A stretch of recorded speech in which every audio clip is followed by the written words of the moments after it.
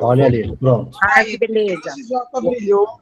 Começou a gravação agora, as Aí sim. palavras vão ter que ser, como é que é, medidas.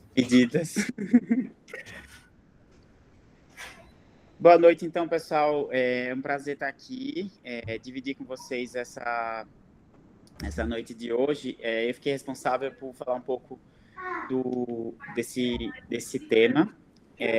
Foi o meu projeto de doutorado. Então, fiquem à vontade aí, se quiserem interromper e perguntar alguma coisa. O trabalho, então, ele foi sobre o intervalo entre as doses de epinefrina e o tempo de primeira dose e os desfechos após a ressuscitação cardiopulmonar pediátrica hospitalar. Então, dando um panorama geral, a gente sabe que a parada cardiorrespiratória, né, pediátrica é uma causa significativa de morbidade e mortalidade na população pediátrica no mundo inteiro. A gente sabe que a epinefrina é a grande droga utilizada na ressuscitação. Ela tem esse destaque. A gente sabe que o intervalo ideal entre as doses permanece controverso. A maioria dos guidelines eles são baseados em opinião de especialista. E a gente sabe que a maioria dos trabalhos pediátricos, eles são ali, né, extrapolam um pouco da literatura de adulto. Então, a gente tem ainda algumas coisas que dificultam as publicações pediátricas. A epinefrina é uma droga vasoativa de escolha, né, nos ritmos não chocáveis durante a ressuscitação cardiopulmonar pediátrica. O momento ideal de primeira dose permanece controverso. A gente tem diretrizes internacionais atuais que sugerem a administração precoce. Nos ritmos não chocáveis, quanto mais rápido, né, melhor o prognóstico, melhor. E a gente sabe que a evidência em pediatria ainda é limitada e inconsistente. O momento, né, o intervalo é 3 a 5, já tem trabalho recente que sugerem que intervalos mais curtos podem estar associados com melhores desfechos. E um grande ponto é que a gente tem, ou quase não tem, estudos em países emergentes, como o nosso, e principalmente com a avaliação da sobrevida a longo prazo. Então, daí a necessidade de estudar melhor esse tema. Então, o objetivo do meu trabalho foi avaliar a associação entre o intervalo médio entre as doses de epinefrina na parada hospitalar em criança e adolescente e os desfechos com ROSC, a sobrevida alta, sobrevida em 1 ano e o prognóstico neurológico em 1 ano. E um objetivo secundário foi analisar a associação entre o tempo de primeira dose de epinefrina na ressuscitação hospitalar e os desfechos de ROSC, sobrevida alta hospitalar, 1 ano e o prognóstico neurológico. Então, o meu trabalho foi um estudo de corte observacional retrospectivo.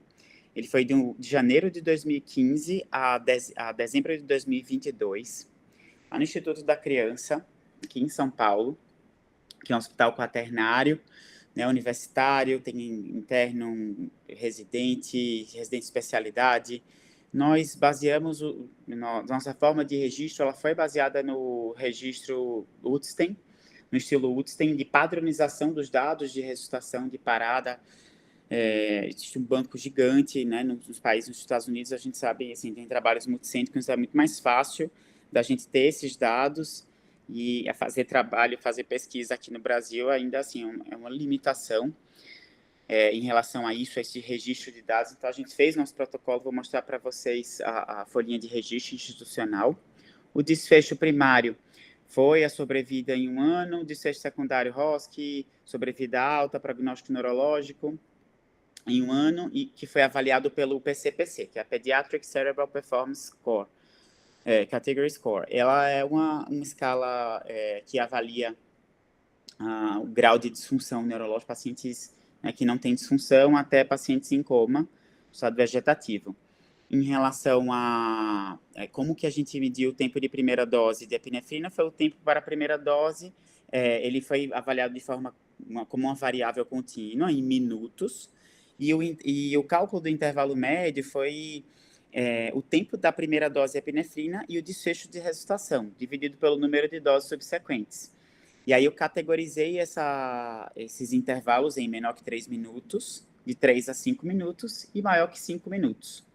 Os critérios de inclusão foram pacientes que estavam entre 0 e 18 anos incompletos, a parada intra-hospitalar, independente da duração. Os pacientes têm recebido pelo menos uma dose de epinefrina, né? Então, pensando nesses dois desfechos, a gente tem os pacientes que receberam pelo menos uma dose, eu conseguia ver o tempo de primeira dose, mas para avaliar o intervalo de dose, eu tinha que ter pelo menos 2 doses de epinefrina. Os critérios de exclusão, então, paradas extra-hospitalar, paradas devido a trauma, pacientes que receberam bolos de outros fármacos vasoativos, né, como vasopressina, ao invés de epinefrina. Então, do nosso desenho do estudo, foram 599 eventos de RCP, pediátrica hospitalar. Desses, 346 foram, sobrou após os critérios de exclusão. Desses 346, 152 receberam uma dose de epinefrina e 194 receberam 2 ou mais doses de epinefrina. Dos eventos que foram excluídos, 7 paradas foram extra-hospitalar, né, chegou o paciente reanimando no hospital, 65 não receberam epinefrina porque por algum outro motivo, 9 eram dados faltantes. Esses dados faltantes eram dados assim que foram impossíveis de conseguir no registro de prontuário. A gente foi atrás do prontuário, tentou ligar para a família e tudo, então foram dados assim, impactou para não incluir realmente esse dado no estudo. E 172 não foram realizadas manobras de ressuscitação. O paciente era paliativo, não era considerado para reanimar.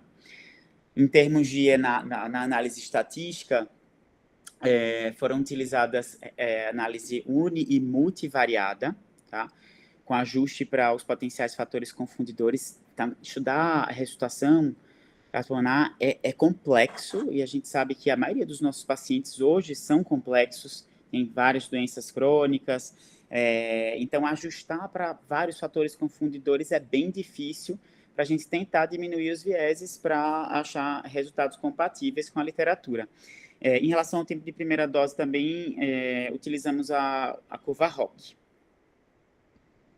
Esse daqui, então, foi nosso registro, nossa folha de registro institucional, baseado no estilo Woodstein. Esse formulário era preenchido, então, pela equipe que prestava assistência àquela parada, aquele evento de ressuscitação. Então, a gente tinha aqui a identificação do paciente, data de nascimento, quando que internou, a data do evento e a hora do evento.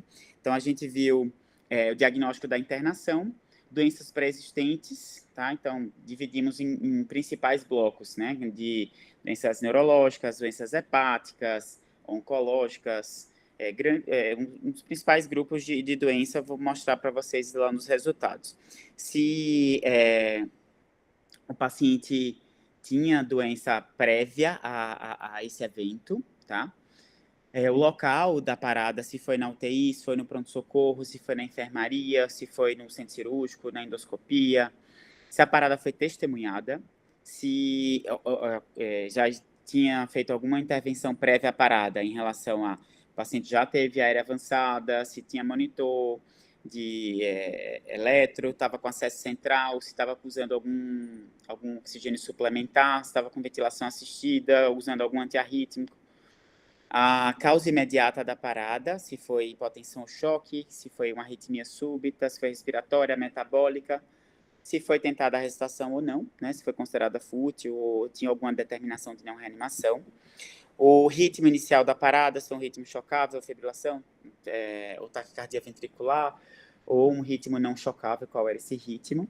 As intervenções realizadas durante a parada, se o paciente, né, foi conseguido uma viária definitiva, se foi passado uma masclaringe ou entubado, se o paciente estava sobre compressão, se usou desfibrilação.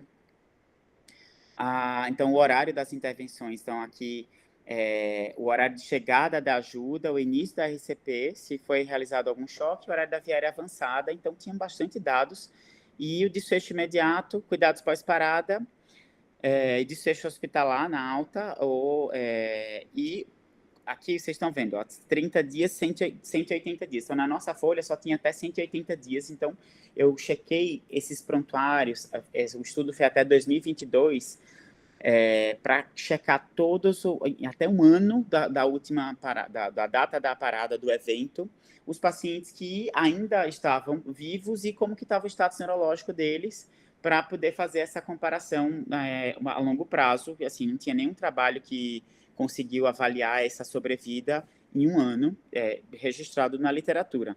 Essa segunda folha, então, ela foi um complemento, tinha o nome das drogas e o horário exato que foi realizada essa droga.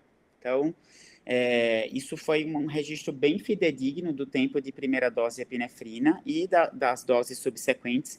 Então, a maioria dos trabalhos, eles fazem uma média, como eu coloquei para vocês aqui na metodologia. Então, além de fazer a média, a gente também pôde avaliar o momento exato de administração de cada dose de epinefrina. Então, esses formulários, eles estavam impressos, eles estavam disponíveis em todos os carrinhos de parada da instituição, e eles eram preenchidos pelos os profissionais que prestaram atendimento a esse evento, essa parada. Os casos, eles eram checados semanalmente. Então, todos esses registros, eles desciam para o pronto-socorro depois, e nós alimentávamos uma planilha para registrar todos esses dados. E se existia alguma dúvida em relação a gente perguntava às pessoas que preencheram, consultava o prontuário, ou até fazer contato com a família por algum dado que estava faltante no prontuário. Em relação aos resultados, então, lembrando, na nossa população, o N ficou 346. Então, em relação ao dia e noite, o turno, que é importante, a gente sabe, né, a performance da equipe. Então, não houve tanto, as paradas, a maioria delas aconteceram de dia. O período da semana foi fim de semana ou durante a semana, então a maioria durante a semana. O sexo quase não teve diferença, mas mais no sexo feminino do que o masculino. A faixa etária, menor que o mês, entre 1 e 12 meses, entre 1 e 12 anos e maior que 12 anos. Então, doença prévia, então, mais de 95% da nossa amostra tinha doença crônica. Então, os principais blocos, a gente dividiu, então, síndrome genética, paciente que tinha hernia diafragmática ou alguma outra condição genética, as atresias, doença hepática, doença neurológica e outras doenças. O local de ocorrência da parada, então, a gente viu que a maioria dos pacientes que pararam estavam na UTI, então, mais de 80% dos pacientes estavam na UTI, então, outros, quase 11% no PS, na enfermaria, 2,3%, e no centro cirúrgico, quase 6%. A maioria das paradas, ela foi testemunhada, então, né, faz sentido, o paciente estava na UTI, estava bem assistido, mais 70% eles já estavam entubados, mais de 50% já estavam em uso de droga vasoativa contínua. A causa imediata da parada, então, principal foi respiratória, seguida de choque e doença metabólica. O ritmo principal foi bradicardia sintomática, com 50% dos casos, seguido de aéspia sistolia. O tempo de parada, o tempo médio, foi de 13 minutos. Então, em relação aos desfechos, o ROSC, né, retorno à circulação em 68% dos pacientes. O tempo médio de doses de epinefrina, o intervalo médio, perdão, de doses de epinefrina foi 3,23 minutos. A categorização do intervalo médio de doses, então, mais de 40% dos pacientes receberam epinefrina no intervalo recomendado pela diretriz, que é de 3 a 5 minutos. Em relação ao número de doses, o número médio de doses foi de 2,69 doses. Então, em relação aos desfechos, o tempo de primeira dose de epinefrina, né, médio foi de 1,72 minutos, ROSC 68%, desfecho na alta de 24,5%, sobrevida em um ano 21%. E ali era a classificação do PCPC, então a classificação prévia dos pacientes, né, o PCPC considerado bom, status bom em 1 e 2, e 3 e 4 ruim. Então, a gente tinha a classificação antes e depois, esse dado aqui é em um ano e não na alta, saiu aqui errado no registro. Então, em relação aos resultados, continuando os resultados, nosso primeiro objetivo de tempo de primeira dose, o número de pacientes que receberam a primeira dose de epinefrina no primeiro ao 10 minutos, então eu fiz essa análise comparando E a gente pôde ver aqui que a maioria dos pacientes, mais 70%, receberam epinefrina, a primeira dose de epinefrina, ainda nos primeiros 3 minutos de parada, né? Isso é bom. Em relação ao tempo de primeira dose alta hospitalar, então foi feita uma análise univariada, multivariada, e aí a gente pôde ver que os pacientes que morreram, receberam epinefrina no intervalo, no tempo de primeira dose, né, foi 1,92 nos que morreram, 1,65 nos que sobreviveram. Então, na análise multivariada, então, teve uma associação significativa. A gente ajustou, né, para afastar possíveis fatores confundidores, mas mesmo assim houve os pacientes que receberam a primeira dose num tempo maior, eles tiveram uma chance maior de sobrevida. Esse resultado foi contraintuitivo, era contrário à literatura, muito provavelmente influenciado por outliers ou fatores de confusão.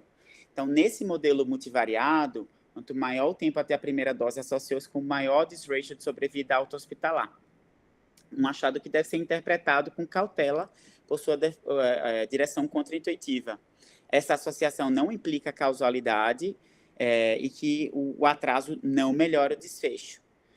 E quando a gente avaliou esse resultado em relação à curva ROC, foi encontrado um valor de ponto de corte em relação ao tempo de primeira dose de 6,5 minutos. Então, esse foi o ponto de corte, a sensibilidade foi de 7%, a especificidade de 97%, a área sobre a curva foi de 49%, uma sensibilidade muito baixa, uma especificidade muito alta, a área sobre a curva foi praticamente aleatória.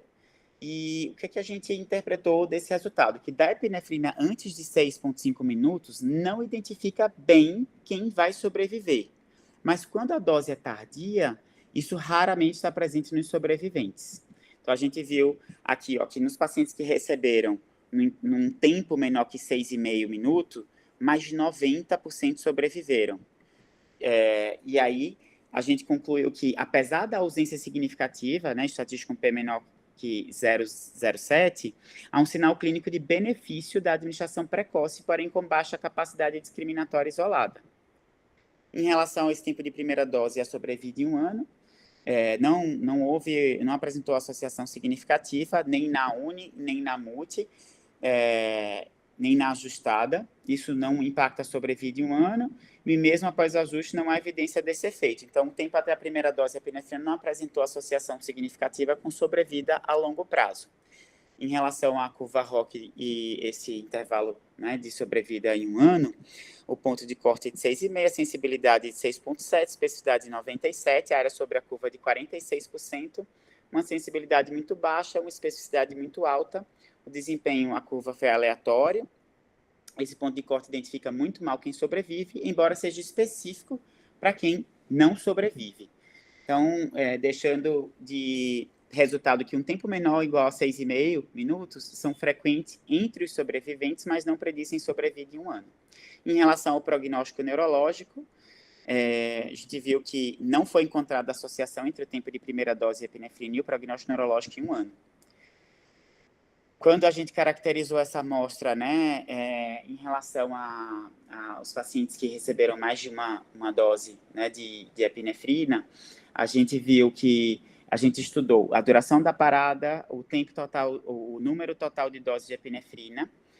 Em relação à duração da parada, foi uma duração aproximada, né, a média de 18 minutos. O número médio de doses foi de 4 doses. O ROSC em 56%, sobrevida na alta 18%, em 1 ano 16%. Dessa análise, a gente viu que, após a análise univariada, os pacientes que receberam um número maior de doses de epinefrina apresentaram a menor probabilidade de sobreviver até a alta hospitalar, mas pensando no efeito cumulativo de doses. Na análise multivariada, quanto à duração mais longa da parada e os pacientes que estavam em uso de droga vasoativa prévia à parada, foi estatisticamente associada a uma menor probabilidade de sobrevivência até alta, mas não foram encontradas associações estatisticamente significativas entre os intervalos de doses, né, pensando na referência de 3 a 5 minutos, e a sobrevida até a alta hospitalar, tanto na uni como na multivariada. Em relação à sobrevida em um ano, a epinefrina, da epinefrina intervalo menor que 3 apresentou uma probabilidade 2,3 vezes maior na sobrevida em um ano comparado com o intervalo de 3 a 5 minutos. Então, a gente viu que da epinefrina no intervalo menor parece ter um benefício, mas esse resultado ele não se sustentou na multivariada. Então, em relação às doses totais de epinefrina, o intervalo médio da administração de epinefrina e os intervalos categorizando menor que 3, 3 a 5 e maior que 5 não foram associados significativamente à sobrevida em um ano. Mas em relação ao número de doses, a gente viu que quanto maior o número de doses de epinefrina, os pacientes que estavam usando droga vasoativa prévio à parada ou tiveram uma duração maior da parada, isso impactou numa menor sobrevida em um ano. Né? Isso é bem compatível com a literatura, fazendo sentido esse resultado. Pensando no prognóstico neurológico, a gente viu que dos sobreviventes, 36 pacientes que estavam vivos após um ano, né, da ressuscitação, apenas 16,6% dos sobreviventes apresentaram a piora do status neurológico após um ano. Apesar desse resultado, assim, não foi encontrada associação entre nenhum intervalo de doses com o prognóstico neurológico, mas quando eu vi em relação ao número de doses, quanto menor o número de dose, melhor o desfecho neurológico em relação a um ano. Concluindo, então, a gente viu que o tempo para administração da primeira dose de epinefrina associou-se com uma sobrevida à alta hospitalar, porém não influenciou a sobrevida em um ano e no prognóstico neurológico em um ano. Né? E foi aquele resultado que foi contraintuitivo, talvez porque o paciente recebeu a epinefrina muito rápido, porque estava na UTI, já tinha acesso... pensando no ritmo, talvez o paciente, lembra que foram 50% dos pacientes para embrade sintomática, será que esse paciente que para embrade sintomática, se eu ventilo primeiro e atraso um pouco na administração da epinefrina, ele vai ter um desfecho melhor? Né? Então, algumas coisas, né, que a gente levou aí para refletir em relação a esse resultado.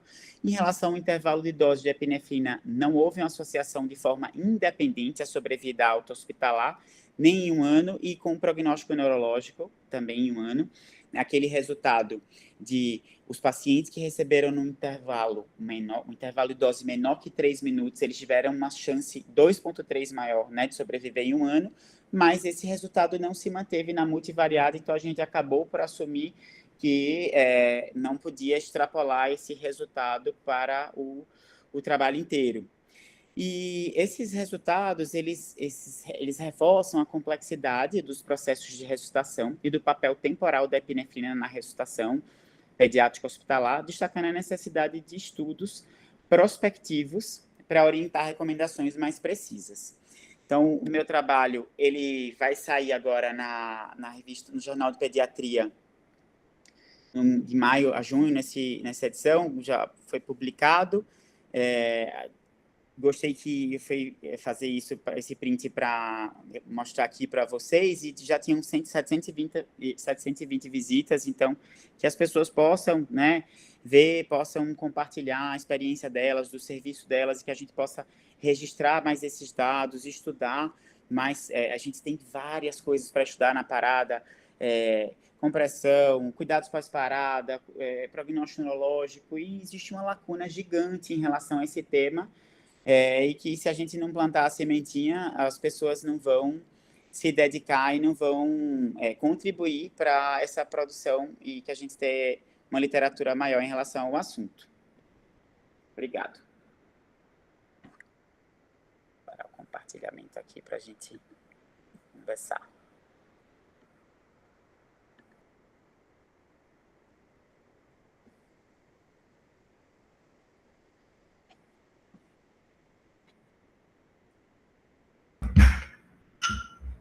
Tudo bem, amigo. Acho que vou fazer as honras aqui, então. Faça as honras aí, Vitor. O Joca mandou aqui que está acompanhando pelo online, pelo celular. E então vou fazer as nossas honras aqui. Cara, primeiro de tudo, parabéns aí. Eu particularmente não conhecia, eu não tive a oportunidade nem de ir no Congresso Mundial e também não tive a oportunidade de te conhecer antes daqui do MEP, assim, né? Então, Sim. é um trabalho brilhante. Assim, eu aqui trabalhar no hospital é um mar de dados, assim, que você fica com dúvida de diversas coisas e tem vontade de responder, mas não é nem a questão de preguiça, mas é um trabalho hercúleo levantar todos esses anos de dados que tu levantou e tudo mais, assim. E não sei se tu fez com uma equipe ou tu fez, mas a minha pergunta para ti até não é sobre o resultado em si, que, enfim, sobre os fatos, não há argumentos, mas sobre como é que tu movimentou o pessoal do hospital, assim. Eu vi que foi um trabalho teu de doutorado, né? Foi com o Joca, né? As pessoas te ajudavam? Tu conseguiu remuneração para o pessoal? Como é que tu consegue envolver todo mundo do teu hospital assim com isso? Cara, essa ideia do registro, né, dessa folha de registro, ela veio da tese de doutorado da minha orientadora, da doutora Amélia Reis, que estuda bastante ressuscitação e esteve sempre envolvida. Ela foi uma das precursoras das pessoas que trouxeram o paus para o Brasil. E aí, ela gosta muito de parada, então ela tem uma simulação toda quinta-feira no pronto-socorro com os estudantes, com os residentes. Então, ela tem 2 trabalhos principais aqui do Instituto. Esse trabalho de doutorado dela, que fala exatamente da sobrevida dos pacientes, da parada hospitalar e desses dados, foi em 2002, foi publicado no Pediatrics. E aquele trabalho da epinefrina de comparar a dose alta com dose padrão foi de lá também dela e da Bia, que publicou no New England. Então foram 2 grandes trabalhos. Da onde, Brunão? Aqui do Que Instituto hospital? da Criança. Do Instituto da Criança. Isso. E aí, em 2000, isso começou, então tem mais de 20 anos que isso vem sendo discutido e trabalhado, e aí foi montada essa folha de registro, e baseada no estilo Woodstein. Então, a gente tem essas folhas lá no carrinho de parada, e a gente construiu um banco de dados.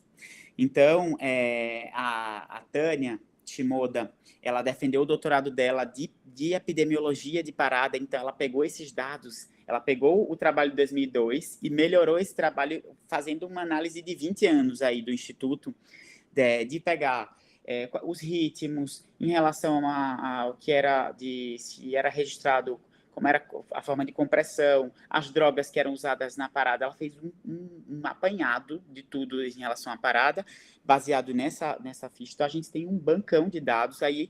As pessoas que eram envolvidas em trabalhos, então, assim, ela foi desse epidemiologia, teve o Vitor, que fez o trabalho dele de atropina.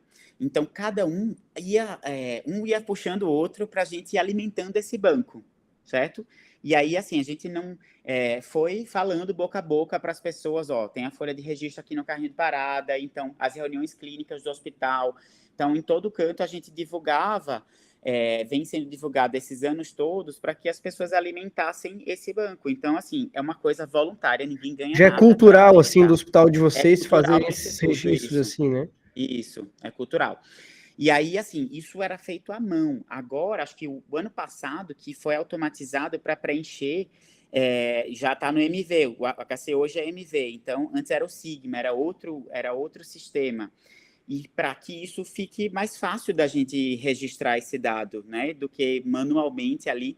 E aí, para você ter ideia, eu entrei como um trabalho de mestrado.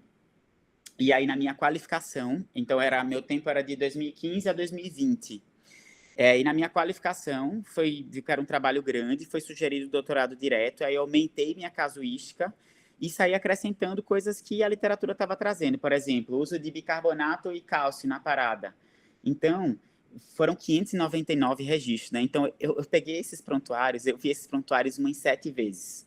Porque era assim, ia alimentar o banco, aí de repente falta tal dado. Então, voltava todos os prontuários para ver. Então, assim, é muito trabalho, é gratificante a gente ver e o resultado, e a gente vê esse banco, a gente vê esse monte de informação, o quanto que pode nascer trabalho e publicação. Ô, Bruno, na hora de tu fazer as reanálises, eu vou te dar uma dica. Chama o Joca para dar nome pro teu trabalho, para as tuas Boa. publicações, que ele tem insights de nomes maravilhosos, assim, sabe? Perfeito, perfeito. Porque por a quantidade de informação que tu tem, só falta bons nomes que vai ganhar o mundo, porque isso hoje Exato. é muito impactante, o nome que tu vai dar para a tua corte ali, né? Ô, Clá, verdade. Lu, que estão aqui também com a câmera aberta, querem fazer algum comentário, alguma pergunta, por favor?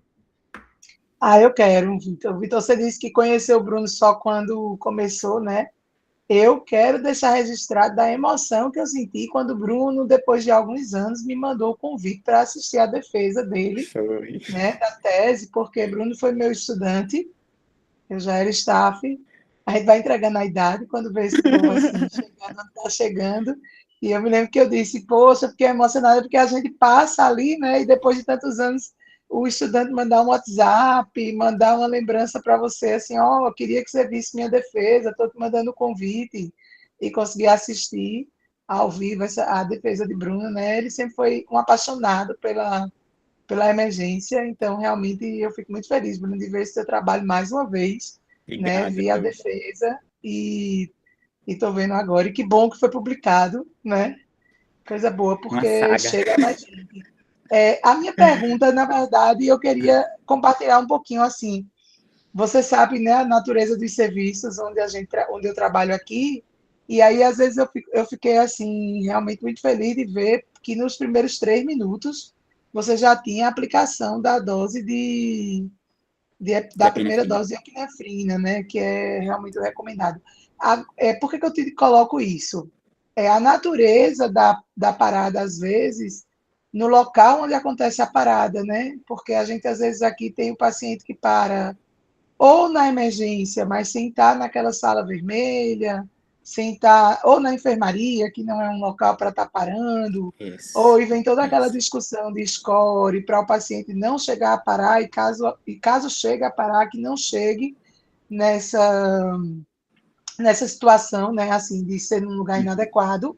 Então, a primeira coisa que eu queria que você compartilhasse um pouco era e o pessoal, né, de uma maneira geral, de estratégias para que a gente realmente que são utilizadas em serviços, para que realmente a gente tivesse essa meta, né? Porque como você disse, não temos estudos que digam que, olha, a epinefrina com 1 minuto, com 2 minutos, melhora a sobrevida, mas a gente sabe que quando ela não é aplicada nesse prazo, piora. Então, assim, Piora, exato. quem recebe depois, a gente não sabe se é isso, mas há uma tendência de que não sobreviva tanto. Então, de Isso. estratégias para que a gente possa aplicar nos nossos serviços para tentar realmente reduzir o atraso nessa primeira dose, isso é uma coisa. E a outra coisa vem por essa questão do registro. A gente sabe que, né, o Instituto da Criança é um local onde você tem pesquisa acontecendo o tempo inteiro, é um meio acadêmico, onde as pessoas tendem a estar mais, digamos, sensibilizadas nesse preenchimento, mas eu queria ver se você tem a experiência em outros locais da aplicação desse tipo de formulário, que favoreça, assim, da fidedignidade do preenchimento desse tipo assim de formulário em outros serviços que você trabalha ou que você tenha, que é outra coisa que também deixa a gente pensando, né? O registro é muito importante até para que as pessoas façam o passo a passo dessa, dessa reanimação. E em conjunto a isso, eu queria te perguntar assim, qual é o tempo médio que você tem, se você tem esse dado, de obtenção de ritmo, né, que é uma outra coisa que a gente, às vezes, entende que tem uma certa dificuldade da instalação, da monitorização. Às vezes, tem essa coisa de que a maior parte das paradas, de fato, elas são de ritmos não chocáveis na pediatria, principalmente quanto Sim. menores as crianças, mas Sim. aí eu queria ver se você tem assim, alguma coisa desse dado também, pensando sempre nisso, em estratégias de como a gente, em nossos serviços, poderíamos, assim, como nós poderíamos conseguir uma monitorização mais rápida, um registro mais efetivo para poder monitorizar processo e, com isso, conseguir uma taxa melhor, né, de RCP efetiva. E, por fim, se você tem também como hoje aí medir essa questão da fração de compressão, como sendo entendida que é uma das medidas mais efetivas, né, dessa reanimação. Então, seria isso, né, essa questão Certo. de estratégias, como a gente monitoriza mais rápido, como a gente administra mais rápido, o uso dessa ficha em outros locais que não seja um ambiente de pesquisa, se você tem sucesso, e quais estratégias para incentivar a equipe para isso, e essa coisa realmente de uma maneira geral, da fração de compressão torácica. Joia, obrigado, Lu. Quero agradecer também, assim, você foi uma das minhas grandes inspirações aí, de estar na pediatria, né, esses muitos anos aí, esses frutos que eu estou colhendo agora foi porque você plantou essa sementinha lá atrás, quando eu passei como estudante com você. E aí, assim, em relação às suas considerações são excelentes. Em relação ao registro, eu vou tentar, se eu esquecer alguma coisa, você me reforça. Em relação ao registro, então, a gente começou esse registro há muito tempo, então era registro manual, e é isso, de falar e pedir às pessoas. Então, muitos desses prontuários, às vezes, o que é que a gente via? Principalmente quando a parada é lá no pronto-socorro, que a gente está lá no pronto-socorro, a gente ia atrás das pessoas, bora, cadê?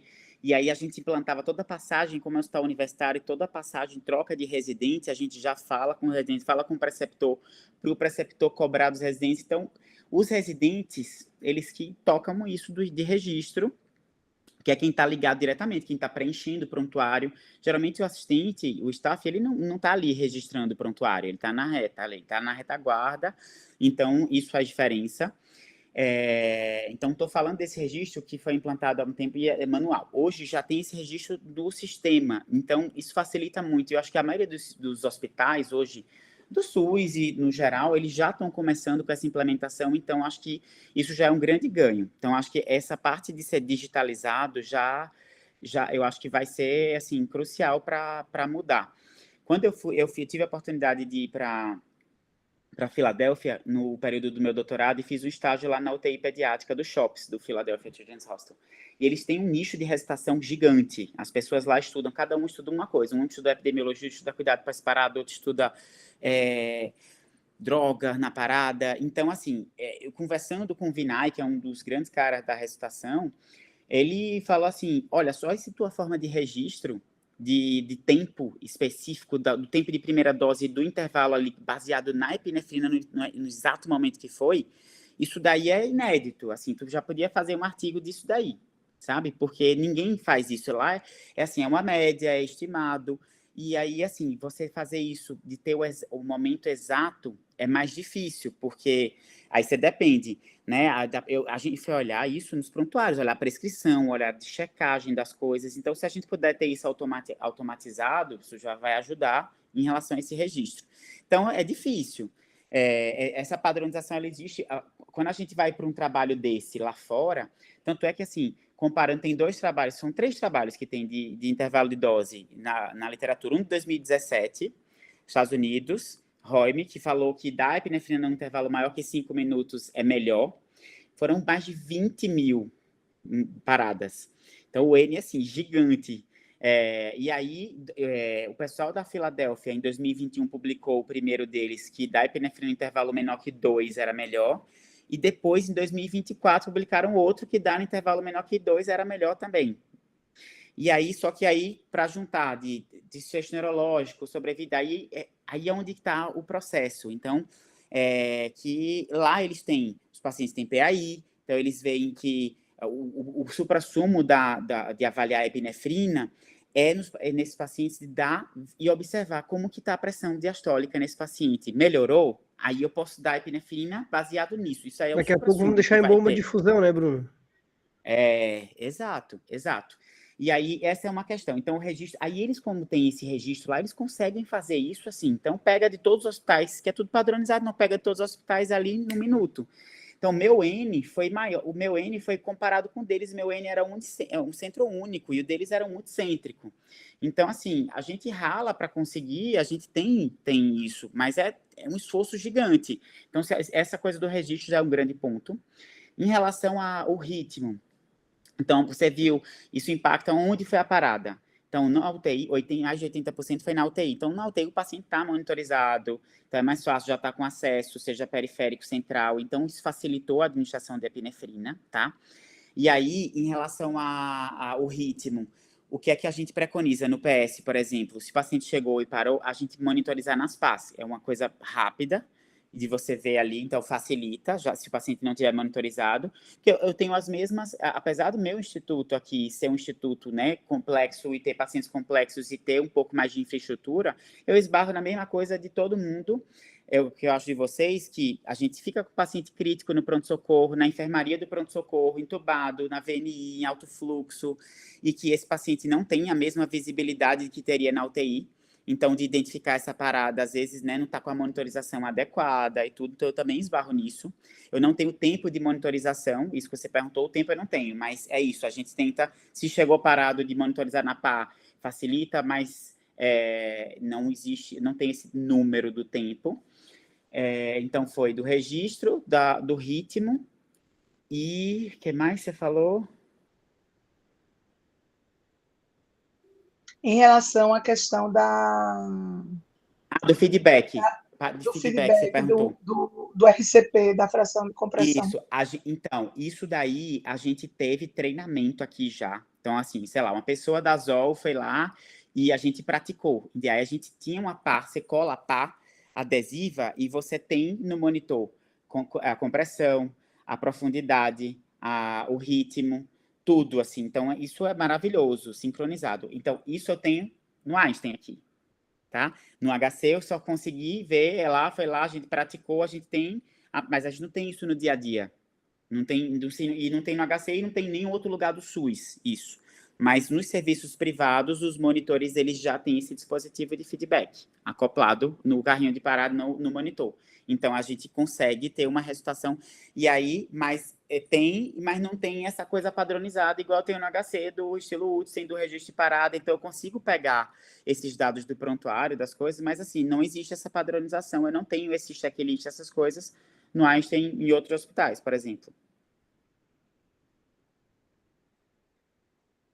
Boa. Obrigado, Lu, pelas considerações, pelas perguntas. Também eram dúvidas que eu tinha. E vamos passar agora para a Clá. Clá, por favor. Boa noite, Bruno. Boa noite. Boa noite, Parabenizar. Obrigado. Super te entendo nessa... Você falando que você entrou em cada prontuário 1000 vezes, né? Acho que faz parte mesmo, assim. Acho que no meu também, umas 5.000 vezes em cada um. E aí toda vez eu falava, nossa, acho que eu vou ter que entrar de novo. No fim, eu aceitei que eu não ia poder entrar mais. Minha dúvida é em relação à epinefrina mesmo. Se na sua revisão, que eu já vi alguns pacientes que a gente estava conduzindo e que aí estava, por exemplo, conduzindo um choque séptico e esse paciente parou. E aí lá no serviço a gente pode acionar o código azul, que daí vem um físio, vem equipe médica, mas vem também a enfermagem, às vezes a gente precisa desse apoio multidisciplinar principalmente, né?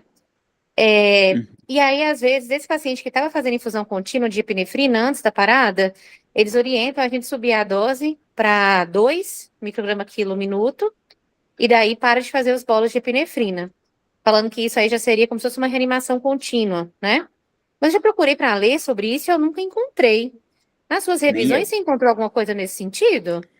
Nem eu também. A gente não tem nenhum protocolo assim em relação a isso. E a maioria eu vi que os meus pacientes que estavam em uso de droga vasoativa, né, tinham um desfecho pior, né, até pela gravidade, por tudo, mas a gente fazia, acho que naturalmente, quando ele volta, né, que a gente vai ver os cuidados para as paradas, se ele teve um evento, né, e aí ele volta e precisa, né, de droga vasoativa, aumentar aquela dose e tal, mas durante a parada a gente continua fazendo, e assim, foi isso, a gente fez exatamente como a diretriz, né, teoricamente a gente não mudou e mandou dar epinefrina precoce, mas a gente viu fidedignamente, né, então tinha paciente que recebia epinefrina no minuto seguinte já recebia de novo, sabe? Então, teve isso. Teve um que demorou um monte, e aí, por quê? Às vezes foi uma parada que o ritmo inicial era não chocável, mas depois evoluiu para chocável. Então, o fluxograma de chocável é choque, epinefrina, choque e amiodarona, né? E aí, assim, muda. Então, talvez aí isso impacta também no registro da epinefrina. Então, aí o paciente recebeu uma epinefrina no primeiro minuto, depois recebeu no 10º. E aí você vai ver, porque teve algum... Mas em relação a esse ponto exato que você falou, também deu uma procurada nisso, não tinha nenhum registro. E uma última dúvida dessa questão metodológica, vocês tiveram que aplicar a TCLE para preencher esses formulários? Então, a gente tem o TCLE presumido para a parada, já que é um evento grave, que o paciente está numa situação ali, né, na sala de emergência e tá. Então, o TCLE presumido dá para usar a gente no trabalho de parada sem precisar aplicar em cada paciente. Entendi, porque a gente agora mudaram as regras de trabalho de conclusão de residência e no fim foi bom. Um dos serviços que eu trabalho não é teoricamente um serviço acadêmico, é um serviço muito acadêmico, mas não tem uma instituição de ensino por trás. Então ele é um serviço acadêmico pela residência e não por ter uma faculdade, né? Sei. E daí a gente tem as paredes nossas estão com vários envelopes assim. E aí, por exemplo, toda paciente que chega em cetoacidose, aí a gente preenche uma folhinha, porque a gente está estudando a lisprovenosa, porque não tem estudo. A gente preenche uma folhinha e bota nesse envelope. Aí, se chegou um paciente crise álgica, nós estamos estudando sobre o nosso tempo porta-opioide e os desfechos do nosso tempo porta-opioide, se diminui a internação e tal. Aí, quem chega já tem outro envelope que a gente vai colocando. Mas aí agora, quando a gente foi para coletar esses dados, nós esbarramos na questão do TCLE, que a gente pediu para dispensa, considerando que são estudos retrospectivos e não são de intervenção, pelo menos não nesse momento, que a gente está começando na pesquisa agora, né? Então acho que a gente tem que começar engatinhando. Mas aí agora estamos esbarrando nessa questão do TCLE, porque a gente não aplicou, e aí agora nós estamos tentando pedir dispensa, mas... Tá agarrado. Olha, em relação à parada, a gente tem essa licença de ser do TCLE presumido. Mas uma coisa que eu acho que faz sentido é, lá na abertura da ficha, na recepção do pronto-socorro, eu acho que talvez se a gente tiver ali nas orientações familiares, a gente até pode ter uma cláusula, alguma coisa ali, já dele assinar ali que é um hospital-escola e que tem trabalho. Talvez ali, eu acho que a gente consegue uma ideia, talvez para o hospital é isso. Boa. Na verdade, só uma coisa para esclarecer, Clarice, porque eu aqui faço parte do Comitê de Ética, né? Essa nova resolução, realmente, ela trouxe um entendimento diferente para estudo em prontuário, né? Isso que eu acho que mudou. E aí, de fato, se presume que você tem o contato. Então, você pode entrar retrospectivamente em contato com o familiar, com o responsável e tudo. Agora, essa questão da PCR, especialmente para o paciente que morre, você pode tentar também solicitar dispensa, alegando a questão de que você ligar para pedir uma autorização, vai fazer aquela família reviver a dor, seria um risco, né? Mas no caso do paciente, por exemplo, que permanece em acompanhamento no ambulatório, se eu tenho um ambulatório de segmento de pacientes com anemia falciforme, então nada impede que você tenha e entre em contato. Tudo isso veio embarcado na LGPD, né? Porque aí a gente está entrando nos prontuários, qualquer um chega lá e tem acesso às informações do paciente, você não foi médico do paciente, então você tem como entrar em contato, porque está lá registrado o telefone, mas a gente sabe que é essa dificuldade, mas realmente a recomendação é que a gente passe a exigir o TCLE, e eu entendo que é possível, mas aumenta muito o nosso trabalho realmente, mas é uma exigência, né? Tudo é difícil, né? E esse TCLE prévio, antes de você ter a natureza do trabalho, ele não, do projeto, ele não é tipo assim, eu estou assinando dizendo que como aqui tem pesquisa, vocês podem usar meu prontuário para qualquer coisa. Não é válido, né? Porque a gente tem que entender que a qualquer momento o paciente pode tirar o seu consentimento e que o TCLE tem que ser específico. Então, é mais complicado ainda. Não é tão simples. Para o mestrado eu consegui. Aí agora, escrevendo projetos para ampliar para o doutorado, aí tá agarrado, Caos. e aí minha amostra vai subir para 500. Então, né, talvez a ciência pare, porque eu não sei se eu vou ter essa energia, não. Vamos ver. Mas obrigada, gente, pelos esclarecimentos. Acho que também fazer essas trocas sobre as dificuldades em relação às pesquisas é muito legal, né? Para a Com gente certeza. ver soluções que já foram vistas em outros lugares, ou então nem que seja para a gente ver, assim, que todo mundo passa os mesmos apertos, todo mundo passa as mesmas dificuldades, e que nós estamos num caminho parecido e que nós vamos vencer, né? Mas te parabenizar, Bruno, ficou muito legal, Obrigado. viu? E esses dias a gente, sem querer, fez uma epinefrina 2 ciclos seguidos, aí ficou todo mundo preocupado. E aí eu falei, Então, não, gente, não tem problema não, vai dar tudo certo. Nos próximos a gente alterna, mas esses 2 vai dar bom. Gabi? Gabriel. Ops. Oi, pessoal. Primeiro começar, parabéns, eu não tive a oportunidade de assistir a apresentação lá no Obrigado. Congresso, eu estava em outra programação lá. Não, acho que assim, parabéns para você, para a equipe toda, né, por manter esse registro, que eu acho que esse é um problema grande, né, das nossas pesquisas aqui no Brasil, que muitas vezes a gente precisa usar dados de prontuário meio que realizados a posteriori, né? Uhum. Só uma pergunta, assim, um detalhe. Esse relatório que vocês fazem, esse registro, é ao vivo? O residente que faz? Isso. Tá. É ao vivo. Tá lá, quando terminou a parada lá, a gente já cobra. E aí, cadê? Alguém já fez aí, vai lá e para escrever. Não, peraí, mas ele é feito. Tem uma pessoa responsável por fazer o registro. Ela não faz outra coisa, só está fazendo o registro. Não. Cada um Tá, que prestou. Entendi. Então o registro é feito depois, né?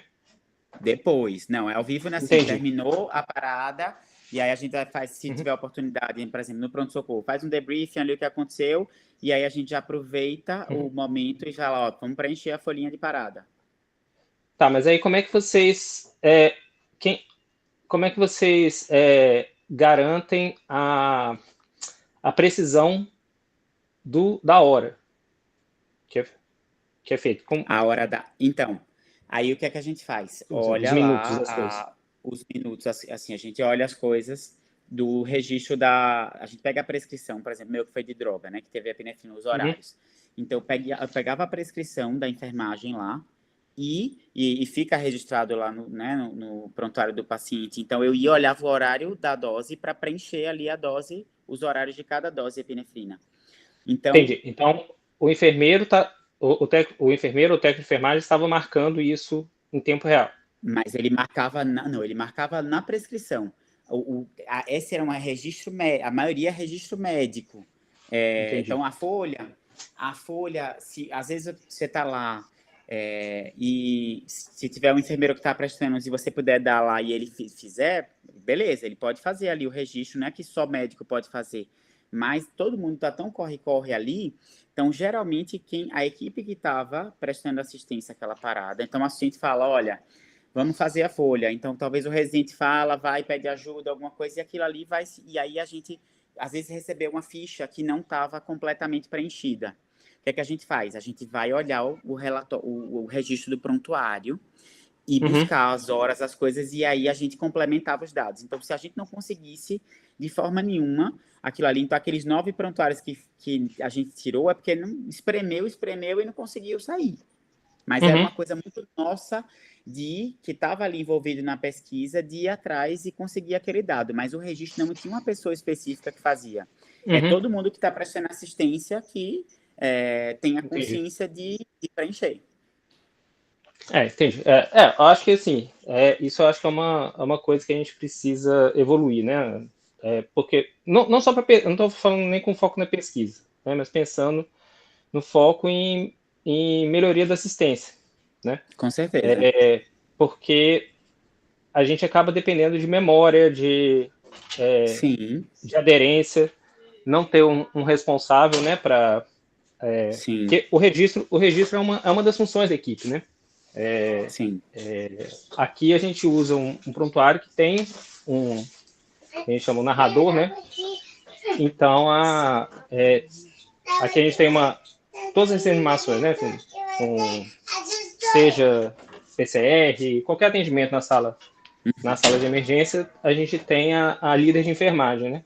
ela fica ali do lado do líder, né? Também de fora. É maravilhoso isso. E registrando cada coisa no prontuário.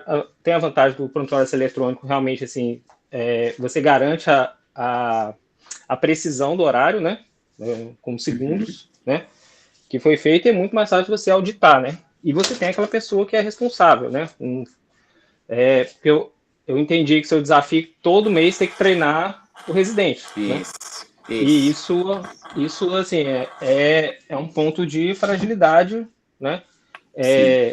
Na assistência, porque, primeiro, que ele é o médico, né? Ele precisa estar fazendo... Tem atos médicos que precisam ser feitos ali, né? Isso...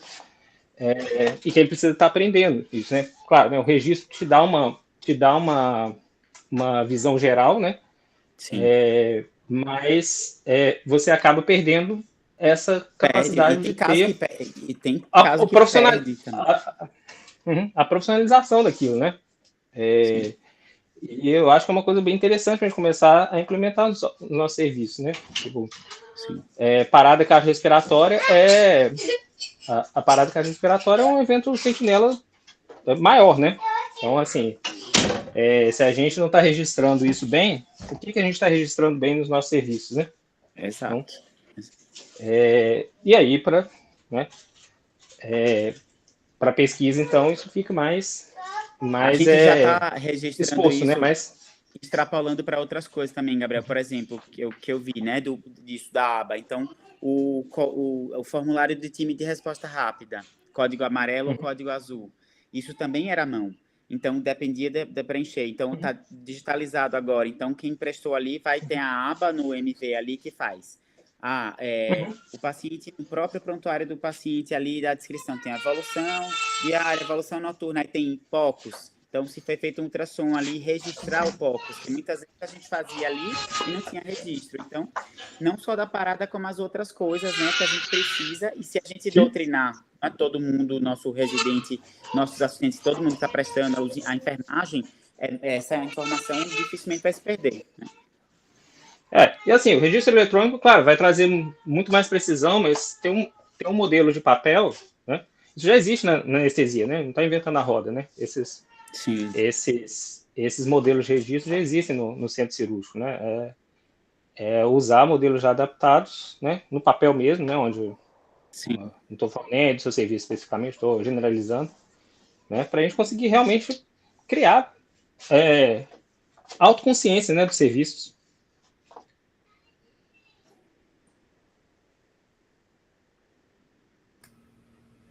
Beleza, meu povo. Chegamos na nossa devida hora. Mais uma vez eu quero... Tinha uma pessoa, acho que Antônio tinha levantado a mão, só ele, enquanto o Gabriel estava falando. Desculpa, verdade. Não tinha percebido. Né? É o Cedrinho de Minas. Para ele faz a pergunta. Ô, Cedrinho, quanto tempo, meu amigo? Fala, chefe, tranquilo, beleza, irmãozão? Meu querido, que satisfação. Prometo que serei rápido. Imagina, cara, desculpa, eu primeiro que não tinha visto. Primeiro, parabenizar aí, Bruno, pelo brilhante trabalho. A gente sabe que a gente vive num país que dá trabalho fazer ciência. A gente sabe das dificuldades que nós encontramos aí no nosso dia a dia. Tá? Foi brilhante aí também a exposição de Gabriel. Uma das dúvidas que eu tinha, Luciana fez aí, foi com relação à fração de compressão. A gente sabe que a gente não tem disponíveis em todos os serviços dispositivos de feedback realmente confiáveis que a gente possa deixar isso registrado e analisar de forma posterior. Com relação aos tempos e as marcações aí ao vivo que Gabriel mencionou, no pronto-socorro que eu coordeno hoje, graças a Deus, há 1 ano eu consegui, pelo menos dentro da minha sala vermelha, em cada leito, tem o seu cronômetro individual, que a gente já estipulou algumas coisas para o colega enfermeiro que está lá na marcação de tempo, ele ficar dando os laps, né, marcando as voltas, e aí em cada volta que ele marca, enquanto está sendo feito e efetuado outras ações, ele edita o que foi feito e aparece no final do relatório o que foi feito em cada tempo que foi marcado durante aquele atendimento. Mas a minha dúvida, Bruno, porque eu vim do trabalho, saí do plantão lá, SAMU, e vim acompanhando aí a apresentação do teu trabalho, e em determinado momento minha internet ficou ruim, meu sinal de internet. Eu não sei se foi abordado, Mas o que eu queria saber é se durante o trabalho eu vi que foram segmentados os pacientes por patologias, por grandes grupos, os hepatopatas, pneumopatas, os cardiopatas, mas se foi alencada a causa, ou seja, a etiologia da parada de cada paciente desses aí. Sim, isso aí. Obrigado aí, Antônio. Que bom, né? Eu vi que isso dos registros, de implementar do cronômetro, isso faz muita diferença, faz toda a diferença, né? Eu sou instrutor do pause e a gente tenta, né, botar a sementinha do metrônomo, das coisas que vão, né, facilitar tanto quem está conduzindo ali, e a gente extrapolar isso de registro também, né, faz toda a diferença. Em relação à causa, tinha lá no meu formulário de registro a causa imediata da parada. Então, se foi a causa respiratória foi a principal, certo? Então, faz jus à pediatria, né, que é a principal causa. Então, respiratória, seguido de choque, de hipotensão, choque. Então, a gente tinha lá, e aí, como eu falei, então tem um banco grande, então a gente viu o diagnóstico ali da parada. Cara, um paciente era um transplante hepático que então POI de transplante hepático e aí parou por uma hipercalemia, parou por alguma coisa. Então, assim, sabe? A gente tinha esse dado, sim. Beleza, brigadão. Aí acho que foi na hora justamente que cortou aí o meu sinal de internet. Obrigado. Pronto. Então, acho que agora sim, obrigado, Luiz, obrigado, Cedrim. O Cedrim é tão apaixonado por emergência, Bruno, que ele chegou a já cair de um helicóptero, sabia disso, não? Meu Deus do céu. O homem é duro na queda, duro de matar, sabe? É duro na queda. O cara cai do aí, helicóptero. É isso aí. Liguei pra ele, Cedrinho, você tá vivo, velho? Ele, não, o helicóptero se foi a pau, mas tô aí, tamo firme e forte na luta aí, pronto pro próximo voo. Cedrinho é casca grossa aí da emergência brasileira, Bruno. Que beleza, prazer, Cedrinho. Aí só para falar igualmente, uma coisa aqui, assim, eu tive um privilégio de quem estava na minha banca, que eu chamei para minha banca, foi o Joca. Então o Joca estava lá na minha banca. Sim, legal. Ele fala com muito orgulho também. Foi maravilhoso, fez toda a diferença. Então tá, pessoal, obrigado a todos que participaram ao vivo e todo mundo que está acompanhando também aí pelo Spotify, pelo YouTube. Fiquem à vontade aí também. Um abraço de toda a equipe do MEP aqui, quem pôde estar participando com a gente. E esperamos vocês, não na próxima, mas daqui a 14 dias, em quarta-feira. Um beijão a todos. Valeu, beijão aí. Falou, boa noite. Tchau, boa noite. Boa noite, pessoal. Boa noite.